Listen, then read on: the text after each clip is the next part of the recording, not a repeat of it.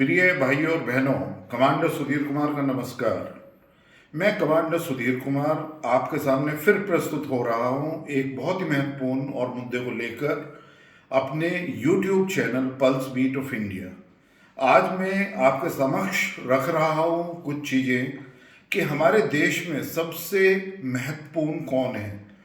यदि आप देखेंगे तो तीन ही लोग सबसे ज़्यादा महत्वपूर्ण हैं जिनके ऊपर ये पूरा हमारा जो देश का जो भार टिका हुआ है। वो है किसान, फिर है जवान और मजदूर।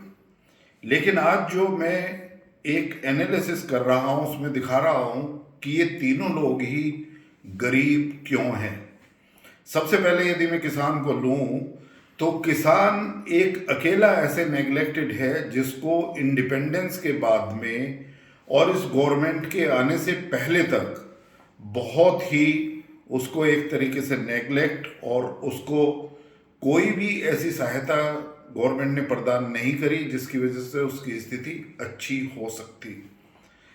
जब ये गवर्नमेंट आई तो 2018-2019 में इन्होंने एक अच्छा काम किया कि MSP मिनिमम सपोर्ट प्राइस काफ़ी फसलों को दिया है।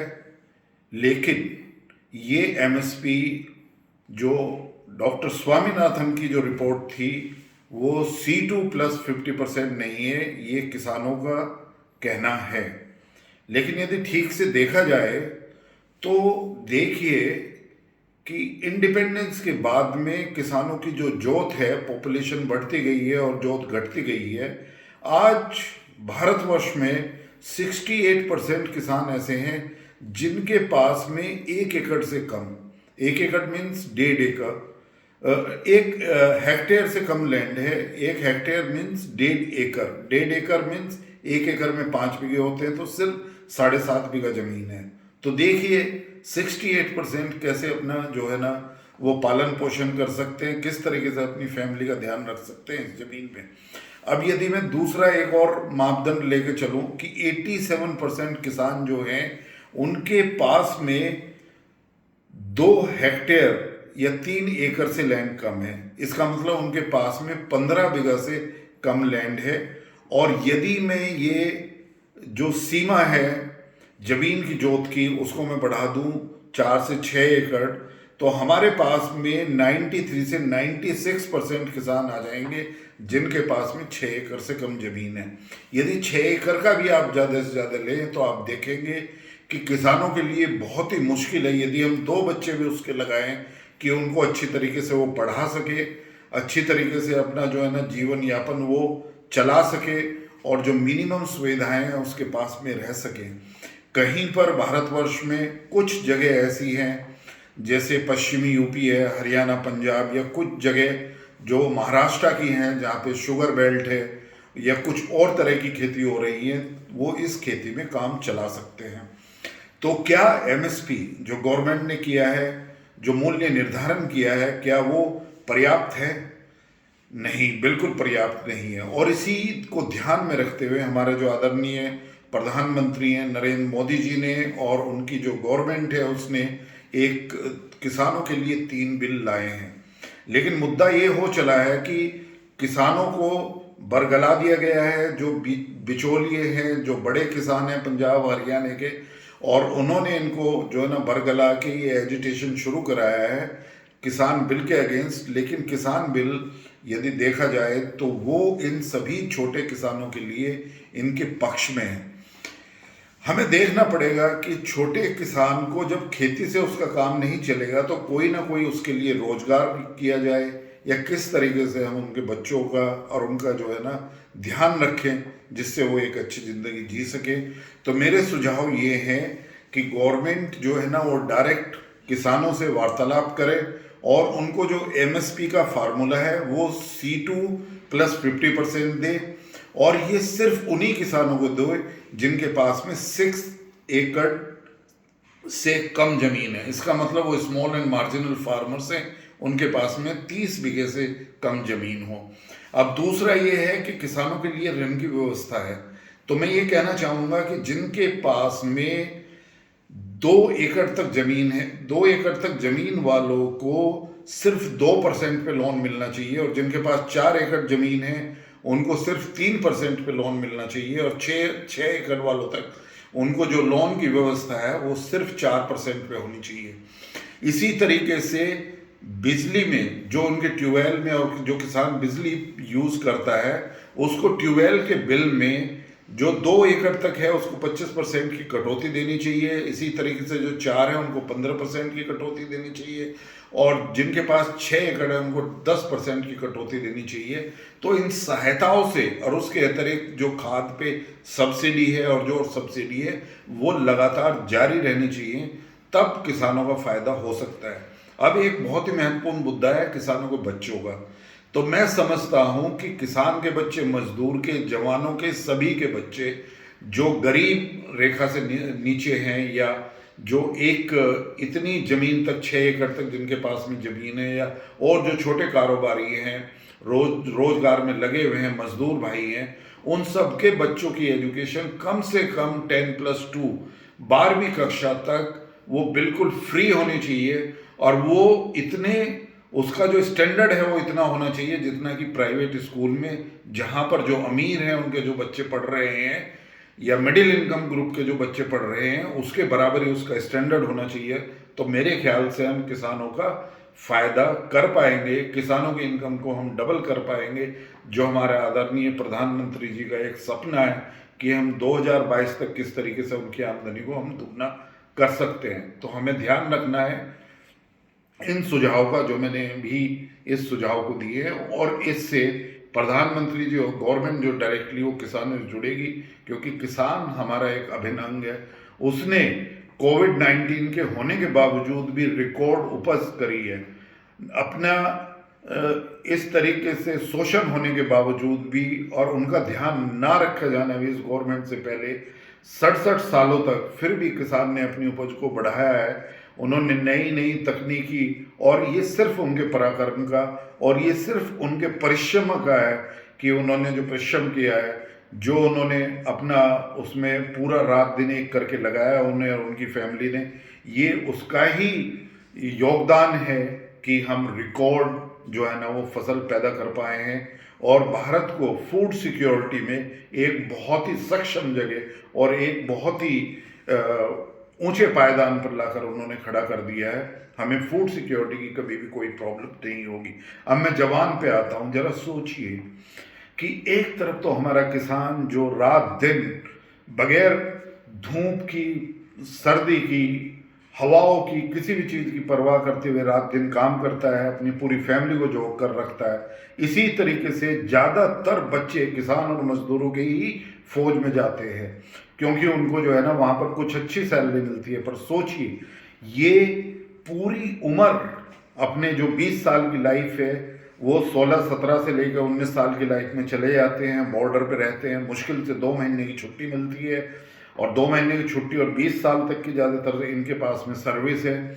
तो किस तरीके से वो रात दिन सियाचिन की ऊंची बर्फीली पहाड़ों पर, जहाँ पर -45 डिग्री से -60 तक टेम्परेचर जाता है, राजस्थान में जहाँ पर 55 डिग्री सेंटीग्रेड तक टेम्परेचर जाता है, या और जो हमारे नॉर्थ ईस्ट के जो बॉर्डर हैं, या लद्दाख या इस तरीके के हैं, जहाँ पर जो है ना बहुत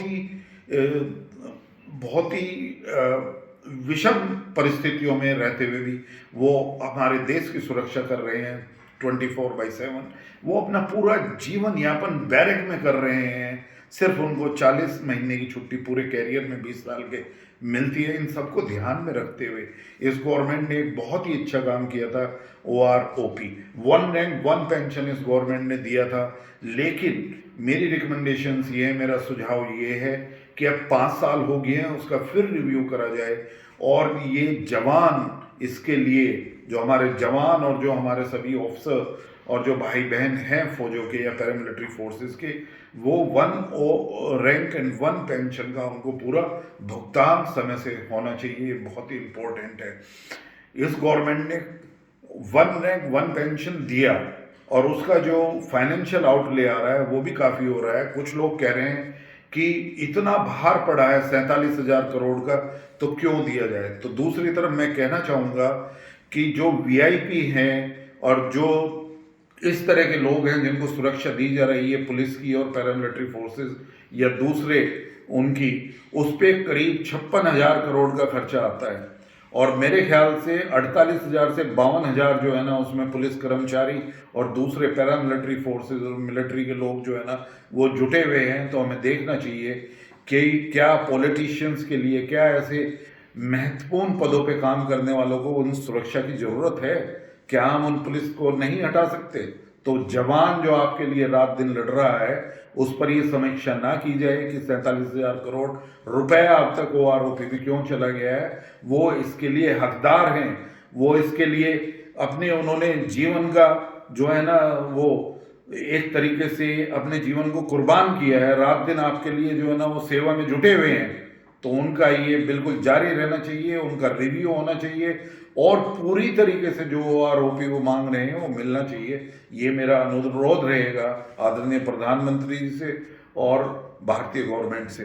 अब आता हूँ मजदूरों पर। मजदूरों पर मैं कहना चाहूँगा कि इस गवर्नमेंट ने काफ़ी ध्यान दिया है। जो 50-55 जो डिफरेंट तरीके के लॉ थे, कोड थे, जो हमारे लेबर लॉज, उन सबको 4 कोड में परिवर्तित कर दिया है जो मेजर हैं। एक तो ये बहुत बड़ा फायदा इसमें लेबर का हुआ है। दूसरा, मिनिमम वेजेस बढ़ा दिए हैं। तीसरा, जो हमारे जो इनका कंपलसरी ईपीएफ और ईएसआईसी जो कटता है उसका निर्धारण भी सभी के लिए कर दिया गया है। जो कॉन्ट्रैक्ट लेबर है और ये उनका भी प्रावधान कर दिया गया है कि वो जो हमारे अस्थायी कर्मचारी हैं उसी की तरह से उनको सारी सुविधाएं, जो एम्प्लॉयर है, प्रिंसिपल एम्प्लॉयर है या जो डेप्लॉय कर रहा है उसको ये सभी चीज़ें देनी पड़ेगी। बहुत ही अच्छा है। लेकिन फिर भी मैं कहना चाहूँगा कि अभी और सुविधाओं की ज़रूरत है कि सारे जितने भी हमारे मजदूर भाई हैं वो जो प्रधानमंत्री जी का जो हमारा जो 5 लाख का जो बीमा की जो स्वास्थ्य के लिए बीमा की योजना है वो सभी के लिए होना चाहिए। और जो हमारे प्रिंसिपल एम्प्लॉयर हैं, दूसरे जो इनको एम्प्लॉय करते हैं, जो एजेंसी इनको एम्प्लॉय करती है वो कोई भी हो, वो इन सब चीज़ों का ध्यान रखें कि जो 2 लाख का बीमा जो एक स्कीम के तहत है, एक्सीडेंटल बीमा और डेथ बीमा, और उनकी जो प्रीमियम है वो इन सबको दे के इन हमारे जो मजदूर भाइयों को इनको जो है ना सुरक्षा प्रदान की जाए। तो इसी के साथ मैं फिर ये कहना चाहूँगा कि भारतवासियों जरा देखिए, हमारा भारतवर्ष की 70 से 75 पॉपुलेशन इन्हीं तीनों से है, किसान भाई, जवान और हमारे मजदूर भाई। जरा देखिए क्या वो अपना जीवन यापन अच्छे तरीके से कर रहे हैं? हमारे हमारे देश के कुल 10% लोग ऐसे जो हमारी करीब 80 से 80% जो हमारी धरोहर है, जो उनके एसेट्स हैं इंडिया के, वो सिर्फ 10% के हाथों में है। और वो ही फिर ये बहस करते हैं कि जवानों को आरओपी क्यों दिया जाए, किसानों को एमएसपी क्यों दिया जाए, किसानों को सब्सिडी क्यों दी जाए, मजदूरों के मिनिमम वेजेस बढ़ रहे हैं। नहीं, जरा आप देखिए कारपोरेट आपका कितना फायदा हो रहा है। जरा आप देखिए एक भी दुकान या आप जो है ना कोई भी रिटेल के आप आउटलेट ले लीजिए, वो कितने बड़े बड़े घर खरीद रहे हैं, कहाँ से उनका मुनाफा आ रहा है। इसका मतलब जो चीज़ मार्केट में बेच रहे हैं, जिसको सबसे ज़्यादा किसान, जवान और मजदूर भाई खरीद रहे हैं, जो एक आम आदमी खरीद रहा है, उसका इसमें अभी भी शोषण हो रहा है, क्योंकि उसको इतना पैसा नहीं मिल रहा है, उसके हाथ में कोई बचत नहीं होती है, तो वो बिल्कुल रोज जितना कमाता है उतना ही खर्च कर देता है। तो इन सभी चीज़ों को जो जिन मुद्दों को आज मैंने उठाया है ये बहुत ही सहज लगते हैं, लेकिन ये बहुत ही हमारे देश के लिए इम्पोर्टेंट है। इतने हम इस तबके को, जो हमारे 70 से 75% हमारे देश के लोग हैं, इतने हम उनकी पर कैपिटा इनकम यदि रियल में यदि हम उनको सुविधा नहीं पहुंचाएंगे, गांव तक सुविधा नहीं पहुंचाएंगे, इतने हमारा देश एक सेल्फ रिलायंट नेशन नहीं बन सकता। तो मेरा सभी से अनुरोध है, जो कॉरपोरेट है वो कॉरपोरेट सोशल रेस्पॉन्सिबिलिटी के तहत ही इस तबके को मदद करने की कोशिश करें। गवर्नमेंट भी काफ़ी कुछ इनके लिए कर रही है, लेकिन जो सुझाव मैंने प्रस्तुत किए हैं उन पर विचार करें और इनको जो है ना जारी रखा जाए, इनको और दिया जाए और इनको सुदृढ़ बनाया जाए। यदि 75% पॉपुलेशन के हाथ में हम ज़्यादा इनकम देंगे तो वो उसी तरीके से वो मार्केट में आके अपना जो है ना खरीदारी करेंगे, उससे एक तरीके से डिमांड और सप्लाई का जो बैलेंस है वो बढ़ेगा। और ये मुझे काफ़ी उसके लिए वो हो रहा है कि यस, गवर्नमेंट ने ध्यान दिया है इस बजट में। काफ़ी जो कैपिटल एक्सपेंडिचर है वो भारत के निर्माण के लिए, इंफ्रास्ट्रक्चर डेवलपमेंट के लिए एक 100 लाख करोड़ रुपए रखे गए हैं, और 20 लाख जो है वो हमारे ग्रामीण उत्थान के लिए रखे गए हैं। तो ये बिल्कुल ही एक बहुत ही अच्छी योजना है, और उससे इन लोगों का जो जो हमारे 3 भाग के लोग हैं, इनका भी जो है वो हाथ में पैसा और इनकम जो है ना बढ़ेगा। और मैं फिर बस आखिर में यही कहना चाहूँगा कि गवर्नमेंट से कि इनका ध्यान रखा जाए, और जो मेरे सुझाव हैं उनको माना जाए, और इन लोगों को ये सुविधाएं प्रदान की जाए। इतने में आपके पास में एक और दूसरे किसी मुद्दे को लेकर आऊँ। बहुत बहुत धन्यवाद। जय हिंद।